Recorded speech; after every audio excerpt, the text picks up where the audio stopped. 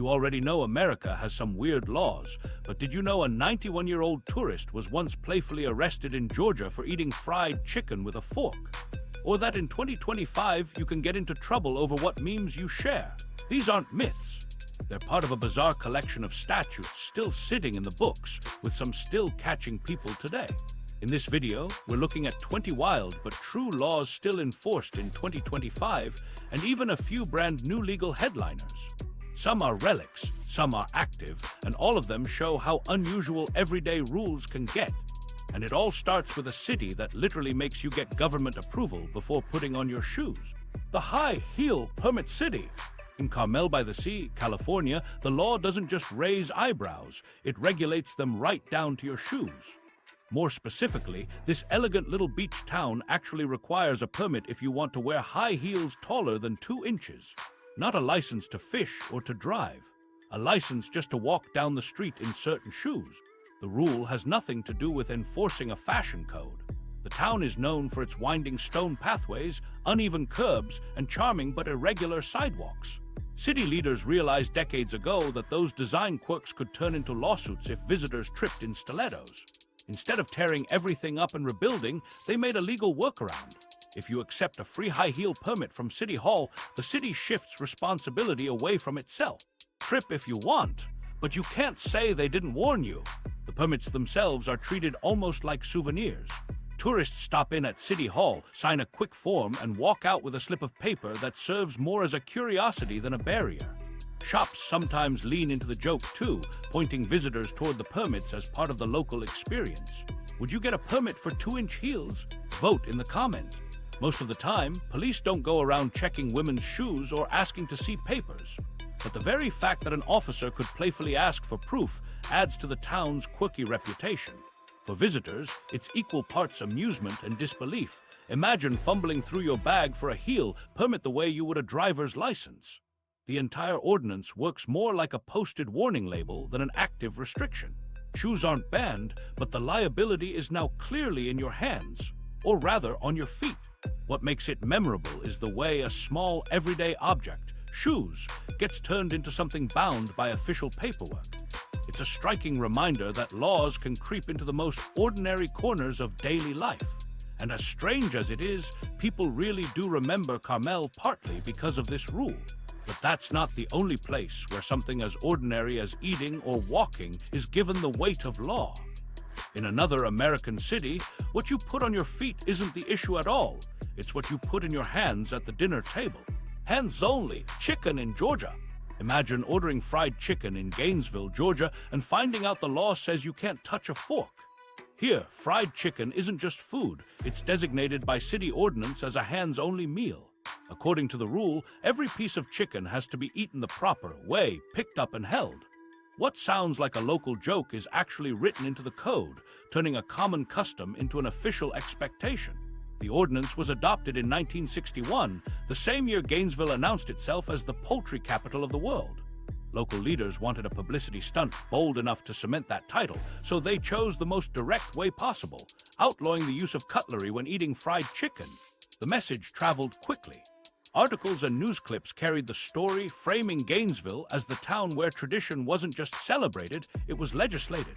That mix of humor and civic pride put Gainesville on the map in a way most marketing campaigns never could. Enforcement, though, has always leaned more toward performance than punishment. The ordinance became part of the city's personality, and playful arrests became a tradition when visitors were caught testing the rule. Tourists have sometimes asked officers to write joke citations as souvenirs, leaning into the law's comic appeal. The clearest example came in 2009, when a 91-year-old visitor was mock arrested for using a fork, an event staged by both police and city officials. News outlets across the country covered it, cementing the law's oddball reputation. Despite how strange it sounds, the ordinance still exists in written form and still carries symbolic legal weight. While no one is being hauled into court over chicken dinners, the fact that the law remains on the books shows how easily a playful stunt can morph into a permanent piece of legislation. That dual identity, half spectacle, half statute, keeps the ordinance fascinating. Visitors laugh when they first hear about it, But the underlying reality is that, at least technically, a plate of fried chicken could count as evidence of a violation. For locals, the whole thing is a point of pride. They treat the regulation as part of Gainesville's character, a fun way to remind outsiders that they take poultry seriously. It's absurd, but it's supposed to be. Rather than scrub the ordinance from the record, Gainesville has embraced it as a quirky heritage marker. It also raises a broader question. If a meal can be regulated like this, what about something far less tangible, like your identity online? Because, surprisingly, another law treats even a made-up username as a potential violation. And unlike fried chicken, that one isn't just symbolic. Federal offense, using a fake name online. Your online alias might seem harmless, but under certain legal interpretations, it could put you in the same category as hackers. The law in question is the Computer Fraud and Abuse Act, or CFAA, passed in 1986 to stop intrusions into government and corporate systems. Its goal was straightforward: protect sensitive networks from serious breaches. But a key phrase in the law, unauthorized access, has opened the door to much wider applications, including situations as ordinary as violating a website's terms of service. Here's the twist. Most websites require you to provide accurate personal information when creating an account. Courts have, at times, treated giving false details as a form of unauthorized access. That means a pseudonym like CoolBeans69 might not just be silly.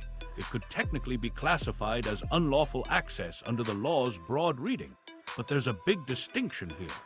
While the CFAA has been used in arguments about fake names, actual cases almost always involve bigger issues, like fraud or identity theft. In other words, the rule's shadow stretches further than its everyday enforcement. And this is where the controversy comes in. Critics argue that a law designed to take down serious cybercriminals should not be stretched to cover harmless pseudonyms. Lawyers defending clients in major fraud cases sometimes point out that under a strict reading, millions of social media users could be labeled violators for doing something as common as tweaking their profile details. Digital rights advocates share that concern, warning that it creates a situation where ordinary behavior could technically be labeled criminal, even if prosecutors rarely act on it. Judges themselves have started questioning the reach of this law. In recent years, more than one federal court has raised concerns about whether everyday users are technically breaking the CFAA with small acts of deception online. Think about how common it is to shorten your name, leave out a middle initial, or adjust details for privacy. By the letter of the law, each of those choices could fall into a gray area. Yet, the gap between possibility and reality is wide. Prosecutors simply aren't targeting casual internet users over nicknames. Law enforcement discretion plays the biggest role here. Authorities focus their attention on the kinds of violations that tie into fraud schemes, identity scams, or commercial abuse. Cat meme posters and gaming streamers operating under aliases aren't the ones being pursued. Still, the wording of the CFAA remains on the books, and advocacy groups continue to push for reforms so the law better reflects its original aim. In short, your meme handle is unlikely to land you in federal prison, but the broad statute does present real risk if it overlaps with actual criminal behavior. So don't use it to commit a crime. That balance, an expansive law applied selectively, keeps the debate alive. And it highlights how the rules we live with often feel clear in theory but fuzzy in practice. Sometimes the most ordinary behavior, whether online or on the sidewalk, becomes legally questionable depending on how much purpose the law demands from you. Minnesota's ambiguous loitering ban. In Minnesota, even standing still can raise legal questions. The state has a loitering law that makes it an offense to linger near buildings without what's called a lawful purpose. On paper, it looks like a measure to keep suspicious activity in check around schools or businesses. But the language is so vague that it creates a world where ordinary waiting, daydreaming, or passing time might fall into the same category. The law doesn't spell out what qualifies as a good reason, which means the responsibility shifts onto the person standing there to justify their presence. That raises the obvious problem: who decides whether your purpose is good enough? Waiting outside a library for a late friend might feel completely normal, but to an officer, it could appear to be loitering. Leaning against a wall while scrolling your phone might look like harmless downtime, but from a different perspective, it could be treated as suspicious. Critics of the ordinance argue that it leaves far too much room for interpretation, and that uncertainty is exactly why the law has drawn challenges in Minneapolis courts. Courtrooms in recent years have seen debate about where the line actually sits. One case involved a man waiting outside a shop for a ride. Another centered on a young person leaning against a storefront while listening to music. Neither situation posed any real threat, yet both resulted in citations under the loitering statute and lengthy arguments about whether doing nothing in public could really be unlawful. What stands out isn't the severity of these incidents, but the fact that vague wording turned them into legal battles at all. This gray area has become a larger concern for civil liberties groups. They point to laws like this one as examples of statutes that rely more on an officer's interpretation than on clear rules. Legal scholars highlight the constitutional problem of vagueness, arguing that citizens can't reasonably know in advance what behavior is prohibited. To ordinary Minnesotans, the issue feels simpler. You never know when an everyday pause might be seen as a violation. Some of the scenarios that come to mind sound almost like jokes. Picture someone getting stopped for pausing to admire a mural or questioned for standing outside while singing a few lines of a song. Technically harmless, but under the statute, both scenes could be cast as loitering depending on who's watching. The point is not that police are cracking down daily, but that the law leaves the door wide open for enforcement built on interpretation rather than certainty. How would you respond if an officer asked you to explain your reason for standing somewhere? Would you offer a quick excuse or argue that simply waiting is enough? Drop your best lawful purpose answer in the comments. I'm curious what people would actually say. And while lingering too long in Minnesota might draw questions, another state has its own take on behavior in public spaces. This time, it isn't about standing still, but about what you choose to listen to. Oklahoma's eavesdropping crackdown. In Oklahoma, laws don't just address theft or trespassing. They even cover the act of secretly listening. The state has a statute that makes it illegal to eavesdrop on private conversations if your intent is to repeat or spread what you hear in a way that could cause embarrassment, annoyance, or harm. It's not about the accidental overhear in a cafe or catching a sentence walking down the street. The line is crossed when someone deliberately positions themselves to listen in and then weaponizes those words. That focus on intent is what sets the law apart. Ordinary nosiness isn't penalized. You can't control what you hear in passing. What Oklahoma targets is purposeful snooping. Imagine someone lingering by a fence just to catch details of a heated argument, then passing them along to stir conflict in the neighborhood. That's the kind of behavior the law was written for. The state doesn't care about day-to-day chatter. It cares about turning private talk into social ammunition. The statute has been on the books for decades, and its language is clear. Secretly remaining near a place to overhear and then publishing what you learn with malicious intent is a punishable act. That construction leaves little wiggle room. If you're caught manipulating situations to gather private speech with a plan to use it against someone, you've stepped over the legal boundary. It's not just discourteous, it's unlawful. What makes the law stand out is that it frames gossip not only as socially disruptive, but also as a matter of public order worth regulating. By building intent directly into the wording, Oklahoma lawmakers tried to prevent frivolous complaints while still drawing a sharp line against deliberate snooping. It means a casual passerby can breathe easy, but that same passerby turning into a calculated informer suddenly carries legal risk. Cases filed under the statute illustrate how lawmakers weren't just concerned about privacy. They were focused on the consequences once that information leaves someone's mouth. Whether the details end up whispered around the block or shared in a chat group, the key element is malicious publication. From the state's perspective, what might feel like harmless neighborhood drama has measurable fallout, and the law is there to mark where curiosity ends and unlawful meddling begin. It's a reminder that in some corners of the country, gossip isn't treated as entertainment at all. Here, listening with the wrong motivation can lead directly to a fine. So next time you lurk by the window waiting for the tea, be careful who's on your playback list. And Oklahoma isn't the only place where everyday behavior turns into a regulated act. In another state, a law doesn't just frown on private snooping. It sets boundaries on how tourists can snap photos in one of the most visited spots in the world. Selfie stick, no zones in New York. In New York, even something as ordinary as taking a group photo can brush against the law if you're holding the wrong tool. Selfie sticks, those telescoping poles every tourist seems to carry, are restricted across a range of major attractions. Since the mid-2010s, popular destinations like museums, concert halls, stadiums, and certain outdoor gathering spots have posted clear bans. The rule isn't about disliking photos. It's about safety and crowd control in some of the busiest spaces in the country. The reasoning is simple enough. Extend a phone several feet beyond your body in a dense crowd, and suddenly you've got a swinging hazard. Sticks can block sightlines, jab strangers, or cause accidents when people aren't paying attention. Venues that manage thousands of visitors every day decided it was safer to stop them at the door. So while your camera is welcome, the pole it's attached to can get you turned away or told to pack it up.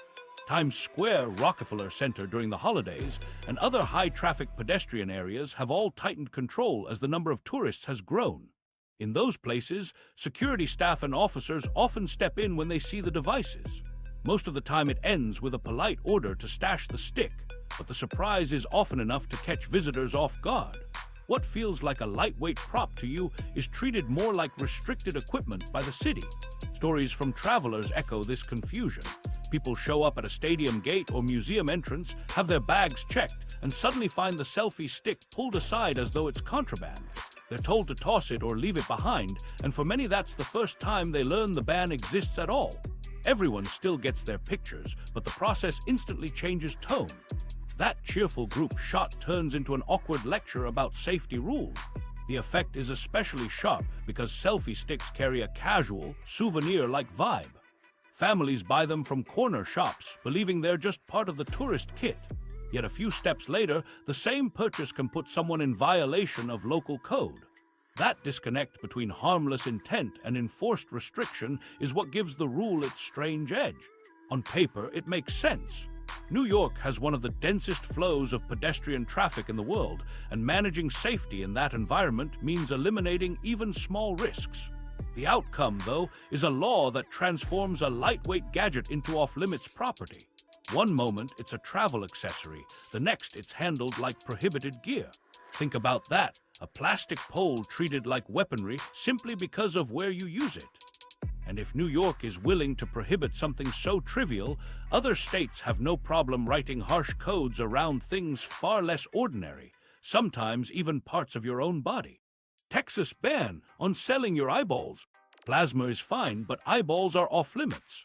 In Texas, the penal code makes it a criminal offense to sell your eye or even part of it. The law spells it out plainly. You can donate ocular tissue as a gift or authorize it for transplant after death, but you cannot make money from it while alive. It sounds like something out of a medical ethics textbook, yet it remains an active and enforceable statute in 2025 with the same weight as other provisions of state law. The peculiarity comes from the way Texas draws its lines. People across the state legally earn money by selling plasma in licensed clinics. Others sell their hair to wig makers. Bone marrow donation can come with compensation in medical contexts. Each of those practices has regulated pathways that make it fully legitimate. But if someone in Houston walked into a clinic asking how much they could get for just one cornea, that's where the line flips from routine transaction to criminal act. Even though all involve parting with human tissue, the eyeball alone occupies this special category. The explanation ties directly to anti-organ trafficking measures.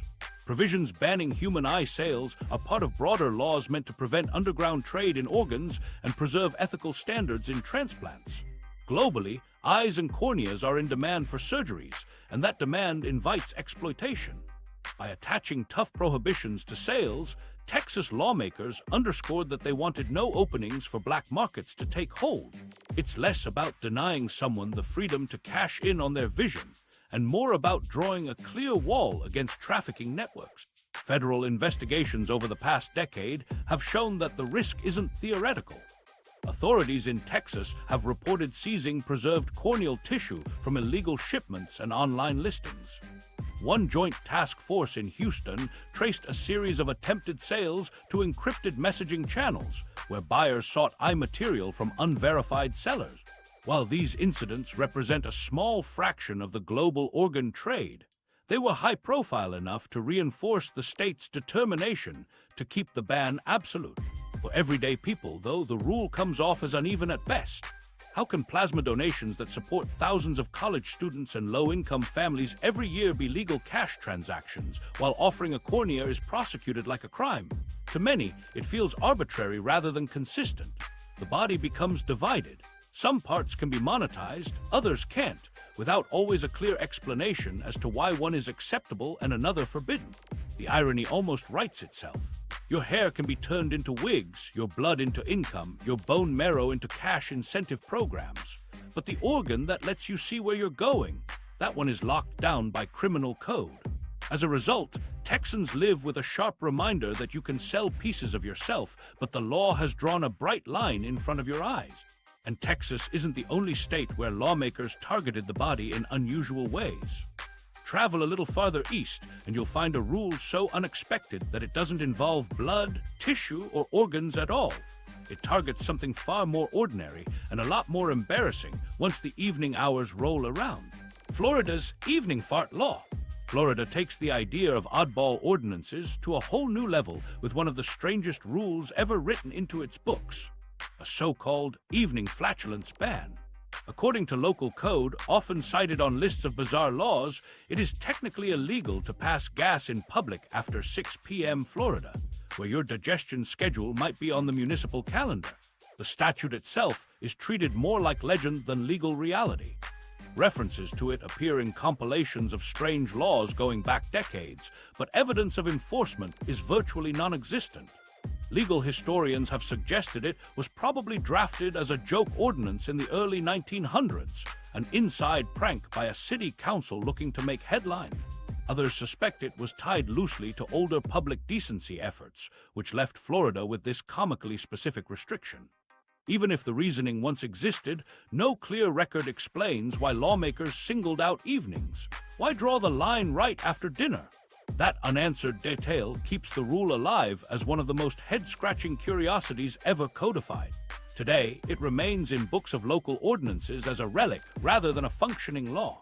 There are no credible reports of officers patrolling streets after sunset listening for suspicious noises, and the statute is widely regarded as unenforced. Still, the fact that it was never formally repealed means it continues to show up in trivia articles, making Florida the butt of countless jokes. On paper it exists, but in practice it's mostly a viral footnote in the long history of legal oddities. For anyone hearing about it for the first time, the natural reaction is disbelief. Tourists who stumble across a reference often assume it's purely myth until they find out it's actually written down in municipal legalese. Travel blogs and comedy shows have recycled it endlessly, and locals mostly dismiss it with an eye roll. Yet every few years it resurfaces in articles about Florida's quirks, cementing its place as one of those stories too funny not to repeat. The biggest punchline is the obvious question: what would enforcement even look like? How does one prove a sound, and how could it be tied to one individual in a busy crowd? Would citations require testimony, decibel meters, or late-night restroom patrols? All of it seems unworkable, which only adds to the absurdity. The term silent but illegal has become the way people joke about it, and for good reason. The very premise makes enforcement laughably impractical. Yet the ordinance has never been scrubbed from the record, leaving it in that strange twilight zone where folklore and statute overlap. It exists enough to be quoted, enough to be mocked, and enough to be part of the ever-growing Weird Florida Laws canon. While it likely never changed a single dinner plan, its survival on the books keeps it alive as an example of how jokes, once written into code, are surprisingly hard to erase. And while Florida's oddity is played for laughs, the next law on our list couldn't be more serious. In another state, it isn't your digestion or daily habits under scrutiny, it's whether you disturb a sleeping giant of the wild. Alaska's "Don't Wake Bears" rule. Your camera may love Alaska's landscapes, but the law is clear. You cannot wake a bear for the sake of a photo. State regulations explicitly prohibit intentionally disturbing a sleeping bear, a rule born from the clash between modern tourism and wildlife safety. What reads at first like an oddly specific ban is actually one of the more straightforward protections on this list. With so many visitors hoping to capture a dramatic wildlife shot, authorities had to draw a line before curiosity and social media turned into real danger. Tourists often underestimate the risks when they encounter wildlife. A bear curled up by a riverbank might look like a peaceful photo backdrop, but locals know better. A startled bear is unpredictable, and waking one doesn't just jeopardize the person holding the camera, it threatens rangers and nearby hikers too. The law's purpose is simple. It blocks people from treating apex predators like props. Rangers have reported repeated incidents that justify the regulation. Visitors have been caught clapping, calling out, even banging on car doors just to make a bear stir. In some cases, groups crept close enough to do more than disturb the animal. They risked provoking a charge. While no serious injuries were reported in these instances, citations were issued, underscoring that the "Don't Wake Bears" rule isn't folklore or trivia. Officials actively use it when tourist behavior crosses the line. The logic behind the statute is grounded in biology as well as public order. Bears nap or hibernate to conserve precious energy in harsh conditions. Disturbing that cycle can disrupt feeding patterns or endanger cubs. At the same time, human impatience, often driven by the need to post a unique photo online, puts people directly in harm's path. The law steps in as a safeguard for both species, preventing a single moment of recklessness from spiraling into violence or ecological harm. Unlike many of the oddball ordinances on this list, Alaska's protection isn't a gimmick. It reflects a practical balance between tourism and conservation. By criminalizing intentional harassment, the state sets a clear rule. Bears are living animals with boundaries, not accessories for an Instagram feed. Conservationists point out that leaving them undisturbed not only keeps visitors safer, but also strengthens efforts to protect fragile ecosystems. Enforcement also helps manage expectations. For every curious tourist who learns the hard way by receiving a citation, thousands more see the warning signs and understand that this rule has legal teeth. Alaska makes it plain. Give the animals their space, or be prepared to explain your actions to a ranger with a ticket in hand. And while this law is rooted in protecting wildlife and humans alike, other statutes around the country deal with animals in ways that feel far less practical. Some bans trace back more to history than modern necessity, leaving behind rules that seem almost absurd when read today. Nevada's camel highway ban. In Nevada, one of the strangest rules you'll find on the books is a flat ban on camels using state highways. The statute is real, and while it sounds like parody today, it was born from a very specific chapter of 19th century history. Most drivers in 2025 would never think of camels as traffic hazards, yet at one point the state considered them enough of a problem to write them directly into the law. The roots trace back to the U.S. Army's Camel Corps experiment in the 1850s. The idea was simple. Camels could carry heavy loads and survive desert conditions far better than horses or mules. For a while the plan seemed promising, but once railroads expanded and the Civil War reshaped military priorities, camels were abandoned. Many animals were sold to private owners, while others escaped into the desert, roaming the Southwest for decades. Sightings of camels wandering into established settlements or near wagon routes were unusual but real, and they created just enough trouble that Nevada and neighboring territories drafted restrictions, keeping them off busy travel paths. The law we laugh at now started as a straightforward traffic rule designed to deal with animals nobody had planned for. Fast forward to the present, and the Camel Corps is long gone, but the law still lingers. No herds of camels are waiting at the edge of I-15, but the prohibition remains printed in the legal code like a fossil preserved in paper. Over the past century, vehicles replaced wagons, and roadside hazards shifted from stray draft animals to distracted drivers and e-scooters. Yet the camel clause remains tucked among statutes that actually affect modern traffic. It's a perfect example of how outdated provisions often survive purely because removing them takes more effort than leaving them be. What's surprising is that, on rare occasions, modern officials still use the wording. Nevada has a handful of exotic livestock owners, people who maintain private ranches with llamas, alpacas, and even imported camels as attractions. When one of these animals wanders onto a public roadway, Animal Control's paperwork sometimes references the highway ban. It's less about writing tickets and more about having a convenient, if outdated, law to cite. In that way, the camel rule still performs a tiny role, though it does so more as historical trivia than as serious traffic enforcement. So the law that began as a response to a failed military experiment has carried forward into the 21st century, surviving on technicality and inertia. On paper, Nevada still guards its highways against lumbering caravans.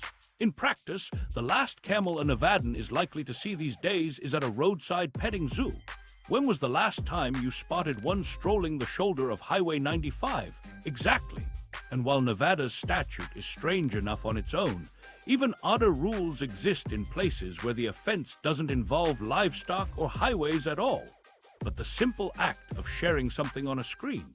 When memes make you a criminal, posting the wrong meme in 2025 isn't always a laughing matter. What feels like a casual joke on your feed can, under certain circumstances, cross into territory where laws apply. Courts and regulators have grown more willing to treat memes as actionable when they intersect with existing rules on copyright, defamation, or harassment. The online shorthand for humor and commentary now brushes against legal definitions that were never written with memes in mind. Copyright issues are often the most obvious. Many memes borrow material, stock photos, screenshots, video stills that belong to someone else. Copyright law allows parody, but the question is whether the alteration transforms the image enough to qualify as fair use. While parody usually makes space for creators, the margins are thin, and rights holders have occasionally challenged memes they argue are too close to unlicensed reuse. The danger is that a casual joke automatically triggers a lawsuit, but that the law technically gives rights owners leverage they're sometimes willing to use. Then there's the problem of defamation. Ask yourself, how funny is too defamatory? A meme poking at a public figure's mannerisms usually qualifies as satire, but a meme targeting a private individual with false or damaging claims doesn't fall into the same safe zone. Courts treat reputational harm differently, and internet culture doesn't always pause to make that distinction. What starts as a quick share can easily become the digital equivalent of publishing damaging allegation. In those moments, a harmless joke mutates into something that fits the definition of libel or slander, even if it's wrapped in an image macro. Harassment falls into a similar category. A single post might be brushed off, but repeated use of memes to target a specific person can be enough for charges under cyberbullying laws. Regulators in several states have responded by extending harassment statutes to include online imagery. That means turning someone into the constant punchline of meme culture isn't just mean. It can be classified as an intentional campaign of intimidation. Local prosecutions show this isn't a theoretical concern.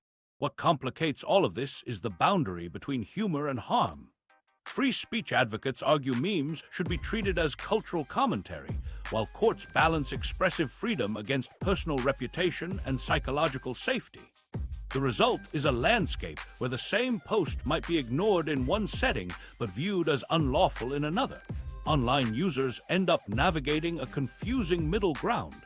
Share what feels like satire, but recognize it could be framed as evidence if someone presses the issue. The comic twist is that memes, once the internet's most carefree form of communication, now occupy a legal minefield. What begins as parody might be interpreted as misuse, misrepresentation, or harassment depending on who reads it and how the law is applied. For the average poster, it's a reminder that lighthearted uploads can carry heavier baggage than expected. And while memes raise questions about expression versus liability, other kinds of online content come with even stranger rules. Ones that don't just punish jokes, but turn normal posts into potential legal missteps. Social media, laws that sound fake. Think your posts are simple? Not always. Some states regulate them with laws that sound outlandish but are very real. Tennessee, for example, passed what's often called its login law. Under this measure, sharing your password for a paid streaming service like Netflix or Hulu with someone outside your household is technically illegal.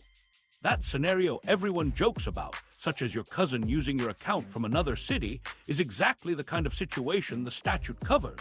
In practice, prosecutions are rare, but the rule exists, and the wording is broad enough to make casual sharing legally risky if an account provider were to push the issue. Florida has gone down an equally peculiar road. In 2023, legislators approved a law that bars children under age 14 from having personal social media accounts, and it requires parental consent for teens aged 14 and 15. Supporters argued this measure would protect minors from addictive online platforms, while critics immediately challenged it in federal court on First Amendment grounds. Whether or not it survives those legal challenges is still uncertain, but technically, the statute makes it unlawful for a middle schooler to create and manage their own social profile. Enforcement remains tied up in lawsuits, meaning the rule is on the books but remains unsettled in practice. Both of these examples capture a bigger shift. Social media use, once seen as too everyday to regulate, has increasingly been written into state law. The stated goals are clear enough: protections against consumer fraud, exploitation of minors, or misuse of accounts, but the way those statutes play out often feels mismatched to how people actually use the internet. Password swapping among friends is almost a cultural norm, while young teens having online accounts is commonplace. Yet with laws like these, both behaviors are recast as potential violations. The confusion deepens when you add enforcement into the equation. Companies and prosecutors have discretion, and in many cases they exercise restraint. So while no one in Tennessee expects police to kick down the door over shared login credentials, the possibility that such behavior could be pursued leaves a shadow of uncertainty. The same goes for Florida's law. While it has been passed and signed, challenges mean families aren't yet seeing direct crackdowns on young users. Still, the statutes stand as reminders that everyday online habits can intersect with laws in ways most people wouldn't expect. The tension is what makes these laws feel so unusual. They aren't simply advisory codes buried in the books. They are active debates over how far oversight should reach into people's daily lives. And even if they're rarely tested in practice, just knowing that something as basic as lending out a password or creating an early account can raise legal risks reshapes how people think about the platforms they use every day. And these aren't the only modern habits transformed by local codes. In another corner of American life, even something as casual as ordering dinner has been reshaped by ordinances that treat takeout like a regulated public service. Food delivery oddities. Ordering dinner might feel trivial, but in certain places it has been shaped by laws that sound more like punchlines than policy. One of the clearest examples is the crackdown on pizza bombing pranks. These laws appeared in the 1990s and early 2000s after waves of fake phone orders left residents with stacks of unwanted pizzas and restaurants stuck with unpaid bills. Louisiana, among other states, took the problem seriously enough to add statutes making it illegal to place delivery orders in someone else's name without their consent. What used to be a childish joke started showing up in police reports, with prank calls reclassified as harassment or theft of services. In several towns, officers actually responded to disputes after dozens of pies showed up on doorsteps, proof that the practice had grown beyond harmless fun. The intent was straightforward: discourage wasting police time and protect small restaurants that were getting hit hardest. At the height of the trend, pizzerias in some cities lost hundreds of dollars in a single weekend to pranksters, with drivers caught in the middle. Lawmakers turned pizza bombing into a defined offense so businesses weren't constantly absorbing the cost. For anyone tempted to test the law today, the outcome is a lot less amusing. A call meant as a gag can still end in an unwanted visit from officers or a municipal fine. So the impulse to surprise someone with a stack of pies isn't just outdated, it can actually land you in legal trouble. The world of food delivery has only grown more complex since then.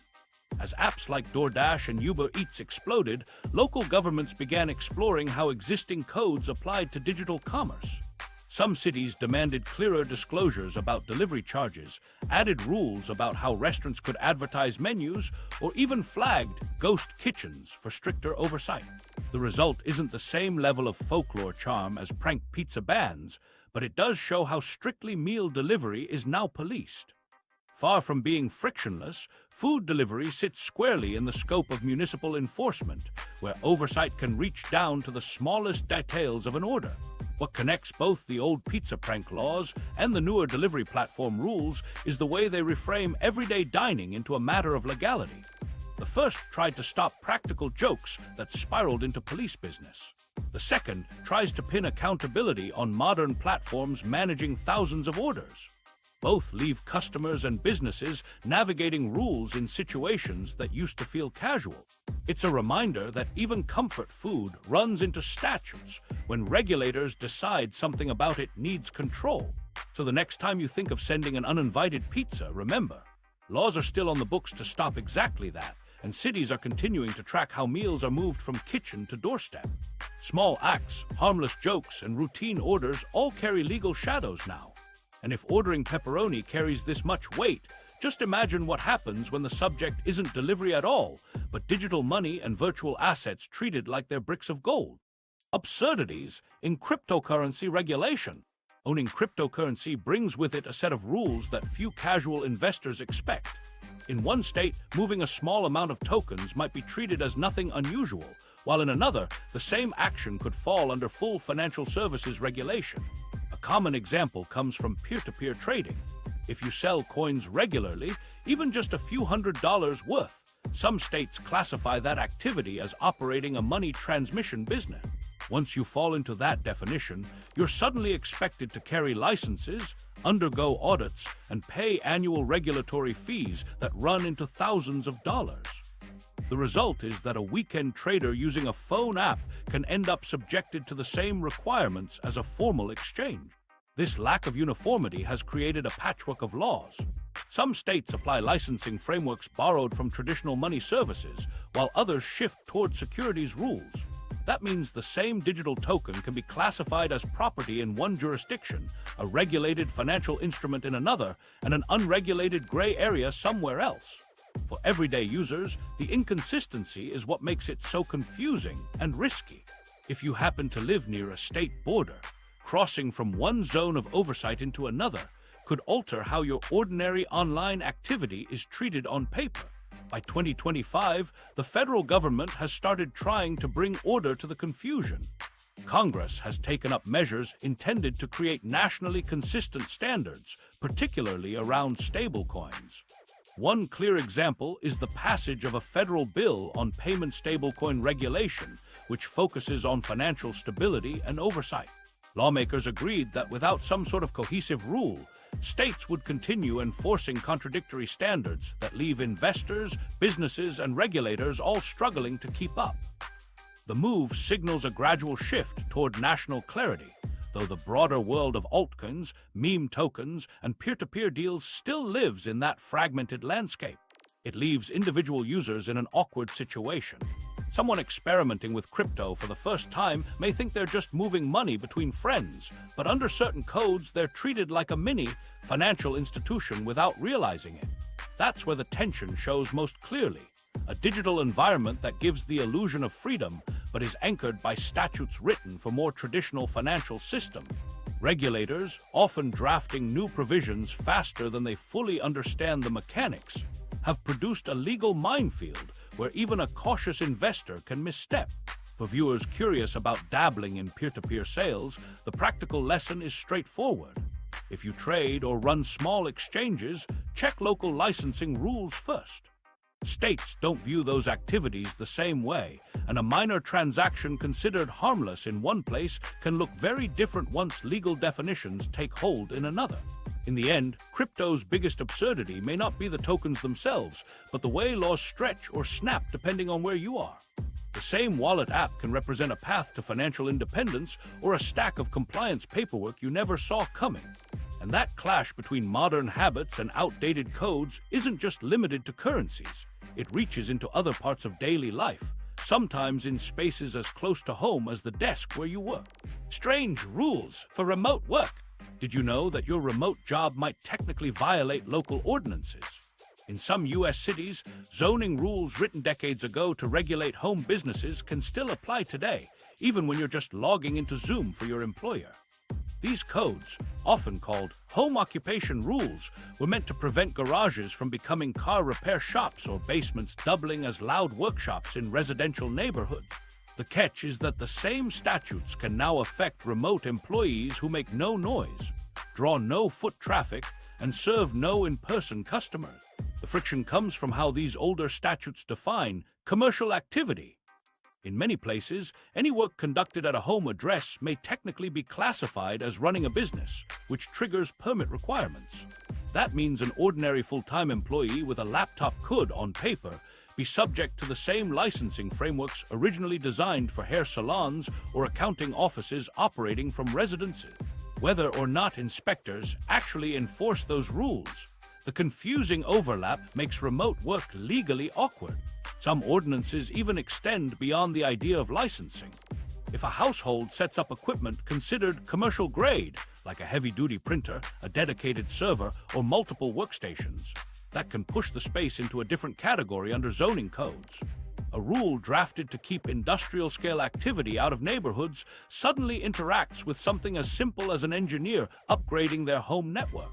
While enforcement is uncommon, the fact that the codes technically apply shows how poorly they mesh with modern realities. Workplace safety standards also add a strange dimension. In rare cases, language borrowed from corporate facilities regulations has been applied to home offices, requiring compliance with ergonomic or accessibility rules.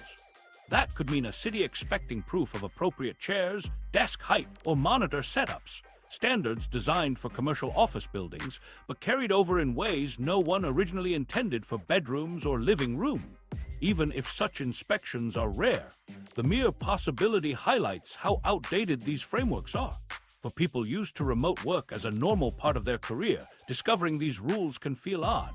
You might be an employee of a national company with no local presence, yet your town's zoning codes treat you as if you're running a storefront. These statutes don't acknowledge the shift that took place during the pandemic, when millions of homes became offices without any change to the laws. Productivity, tax filings, or the size of your employer don't matter. The presence of a workspace is enough to trigger questions under codes that were never updated. If you're someone who works remotely most of the week, it's worth glancing at your city's home business ordinances just to know where you stand. Most people will never face enforcement, but checking the rules is the easiest way to avoid surprises. Outdated laws like these aren't unique to remote work. All across the country, there are other regulations that never got revised after circumstances changed, leaving rules that now seem more confusing than useful. Some of the most noticeable ones date back only a few years, remnants of emergency measures that continue long after the crisis that created them. COVID-era rules that refuse to die. Some of the strangest statutes alive today are the ones born out of recent emergencies. COVID-era rules, initially written to manage a fast-moving crisis, continue to linger in 2025 across a patchwork of towns and states. While the national declarations ended years ago, not every municipality took the extra step of repealing or updating its local ordinances.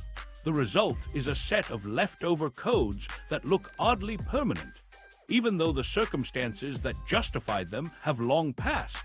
One example comes from mask requirements. While mask mandates were rolled back almost everywhere, scattered institutions technically still have them tied to local code. Instead of being purely workplace policy, these remain embedded in county-level rules that were never officially repealed. The effect is less about regular enforcement and more about inconsistent legal housekeeping. One building posts signs because the law says so, while the next door operates as if the rule never existed. Distancing requirements tell a similar story. In a few municipalities, language from temporary orders inserted into city codes still defines spacing indoors. That doesn't mean officers are patrolling with tape measures, but it does create a paper trail where a refusal to respect the spacing guidelines could be cited. In practice, enforcement is rare, but the mere fact that such measures remain live statutes highlights how easily short-term rules become permanent by inertia. Employment requirements reflect the same carryover. In certain states, health and safety codes still list obligations such as workers carrying hand sanitizer on shift, a holdover from pandemic-era labor rules. Inspectors reviewing worksites have noted these provisions, treating them structurally like other safety requirements. What was once a public health emergency detail is now enshrined in regulatory text alongside long-standing expectations like gloves or helmet. Perhaps the most striking leftovers are laws that addressed physical contact itself. Some local councils wrote brief handshake prohibitions into city codes at the height of the pandemic. Many of these expired automatically, but a handful were left in place and technically remain enforceable. The idea that a handshake could still trigger a citation isn't because anyone is actively targeting greetings, but rather because the council never followed through on repeal. Legal analysts say these rules survived less out of intent and more out of neglect. Once emergency declarations ended, legislatures focused on other issues and left cleanup work behind. That has created a strange category of ghost provisions, rules no one enforces often, but that remain available for selective use. They illustrate how quickly temporary policy can become structural when lawmakers don't revisit the text. Fun fact, some pandemic-era measures survived into 2025 as legal relics. perfect fodder for the absurd laws file. And just as COVID left behind unexpected codes for daily habits, technology has carried its own set of legal snares. In the next example, even something as ordinary as using a dating app can cross into risky territory where the swipe of a finger touches the law. Dating app legal traps. Dating apps were supposed to make meeting people easier, but they've also pulled modern romance into some surprisingly strict legal territory. Consumer protection and fraud statutes, designed long before apps existed, now sometimes reach into the digital dating space. On the surface, these rules target very real problems: identity theft and romance scams that cost victims millions each year. But the way the statutes are written can sound broader than intended, leaving people wondering how much of their dating profile is taken at face value in the eyes of the law. Fraud is the key concept courts actually care about. Misrepresentation alone, like rounding up your height, smoothing over your resume, or joking about your hobbies, isn't criminal. Ordinary embellishment falls into the world of etiquette, not statute. Where the law steps in is when deception leads to measurable harm, tricking someone into sending money, handing over bank details, or agreeing to major expenses based on a fabricated identity. In those cases, traditional fraud statutes apply even if the setting is an app instead of a phone scam.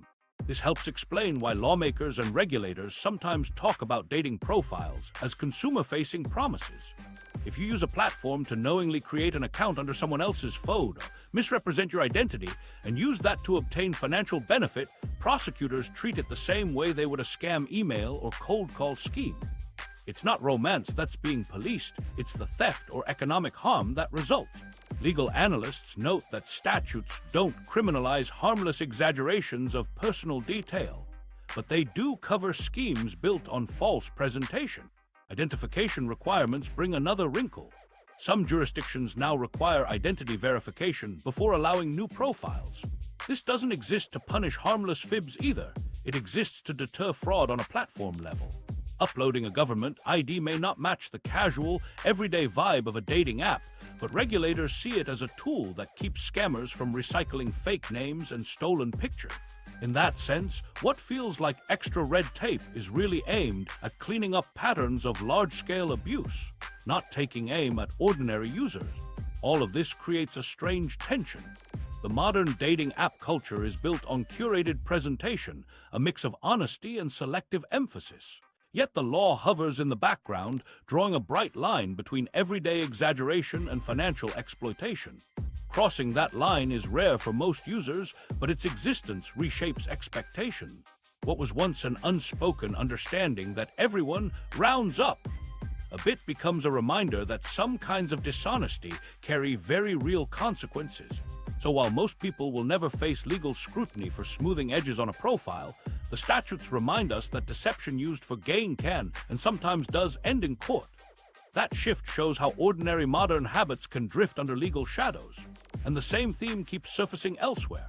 What feels like casual everyday activity can, surprisingly, register on official statutes, even in spaces as ordinary as your nightly entertainment. Streaming laws you break daily. Sharing your streaming password is technically a legal risk in certain places. Tennessee, for example, passed a so-called login law that treats unauthorized account sharing as a violation of its computer crime statute. The intent was to stop people from reselling or widely distributing subscription access. But the way the statute is written means that casual sharing can fall into the same category. On paper, your Netflix or Hulu credentials are meant only for your own household, and giving them out can be interpreted as unauthorized access under the law. Streaming platforms themselves echo this position in their terms of service. Accounts are explicitly tied to one family unit, and companies warn users that logging in from different addresses can be flagged. That message has grown louder over the past few years. Firms have introduced tracking systems that monitor IP addresses and alert them when the same login pings repeatedly from different cities. Official statements frame these moves as efforts to curb lost revenue, reminding customers that sharing is viewed less as generosity and more as an avoidable leak of subscription fees. The important nuance is that actual prosecutions are not aimed at people letting their brothers or roommates use an account. Enforcement has been sporadic, and courts see most of their cases when illegal credential trafficking is involved, people selling access in bulk online or managing dozens of shared accounts for profit. Those kinds of schemes, not the cousin borrowing your login, are what the Tennessee law was really written to stop. Still, by keeping the statute broad, it leaves the possibility that even everyday behaviors could be labeled violations if someone chose to press the issue. That uneasy overlap between practical use and legal definition is what makes this law so unsettling.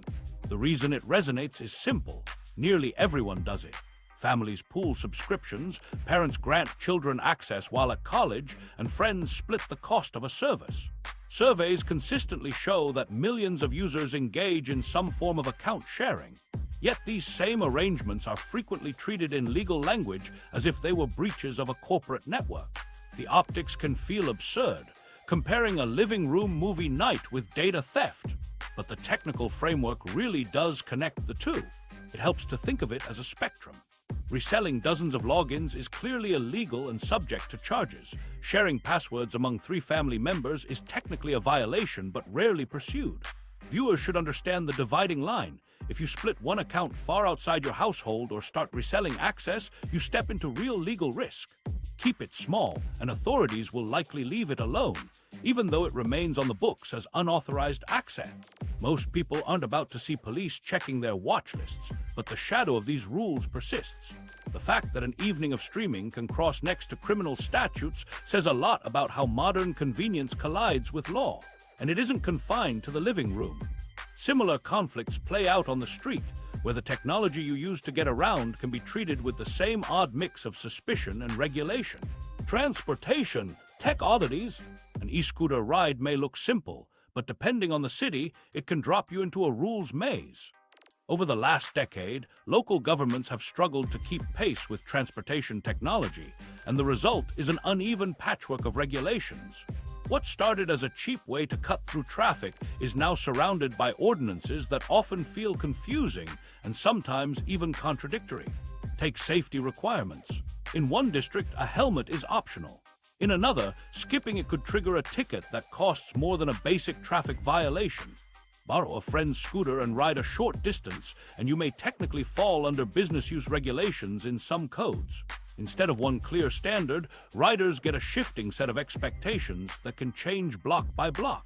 The inconsistency is less about strong opposition to scooters and more about old infrastructure rules being repurposed for new tech without much clarity. The curbs are just as tricky. Cities divide themselves into zones where scooters are allowed, not allowed, or only allowed under certain conditions.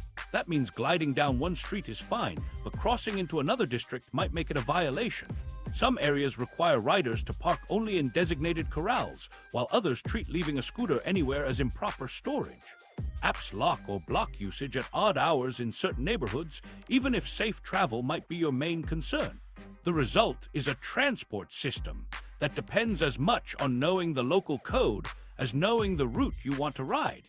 Ride-sharing faces similar complications. Many jurisdictions impose strict pickup or drop-off rules, forbidding cars from stopping on certain streets or banning rides near large events. From a city planner's perspective, these rules help manage congestion and reduce late-night accidents. But for riders, the line between convenience and violation is thin. Tap the app in the wrong location or time window, and you could find your options canceled or restricted. 2025 has brought more attention to these gaps as municipalities revisit their transportation ordinances. Some areas doubled down on restrictions by formally tying scooter use to older traffic laws, while others softened their stance. The big contradiction lies in how the same technology is pitched and then policed. Companies market scooters and rideshares as the future of mobility, while local statutes continue to shoehorn them into frameworks designed decades ago for entirely different traffic patterns. For everyday users, the effect is a constant gamble. Riding without a helmet, rolling a scooter briefly indoors, or trying to summon a rideshare near a prohibited street each carries the risk of a citation depending on where you are.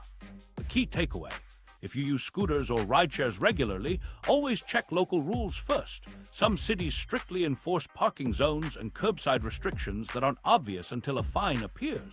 These mismatches between new habits and old codes keep piling up, And the story doesn't end with transportation. Each year delivers brand new regulations that join the list of oddities, and some of the freshest ones in 2025 might be the strangest yet. Fresh oddities just for 2025. Fresh regulations in 2025 show that lawmakers are still eager to add unusual rules to the books. Some changes deal with serious issues, but others feel so oddly specific that they end up sounding like satire.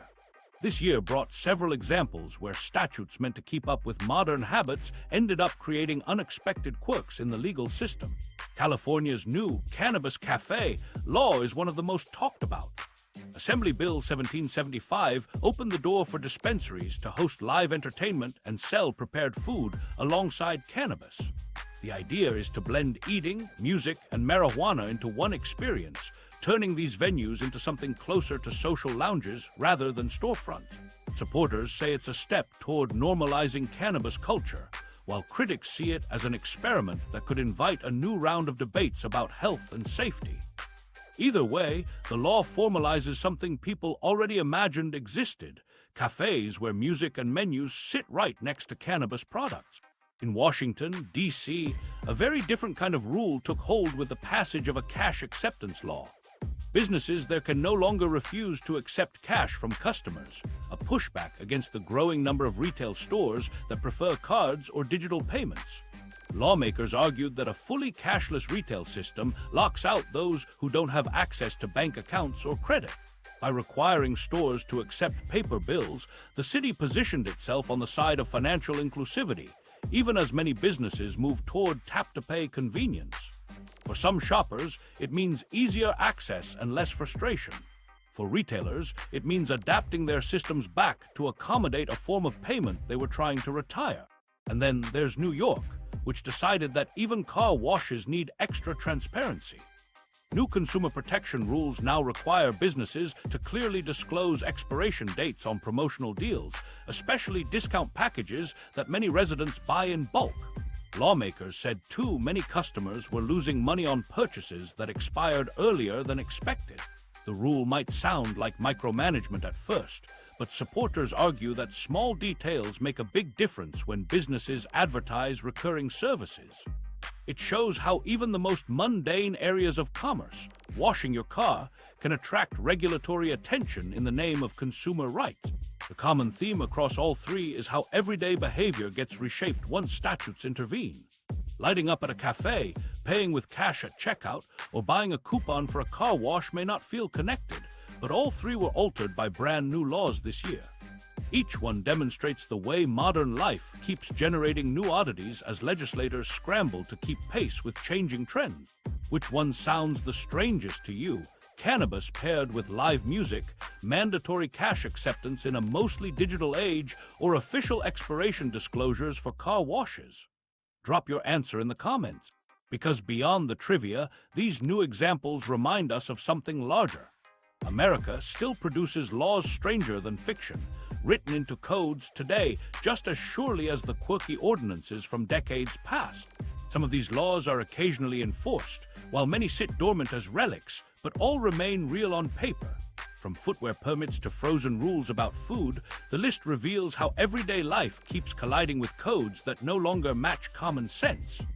They remind us that the law isn't always about logic. It's also about history, bureaucracy, and sometimes comedy. Now it's your turn. What's the strangest law from your own state? Share it in the comments and add one sentence about why it stands out. I'm curious which part of the map is hiding the weirdest rule of all.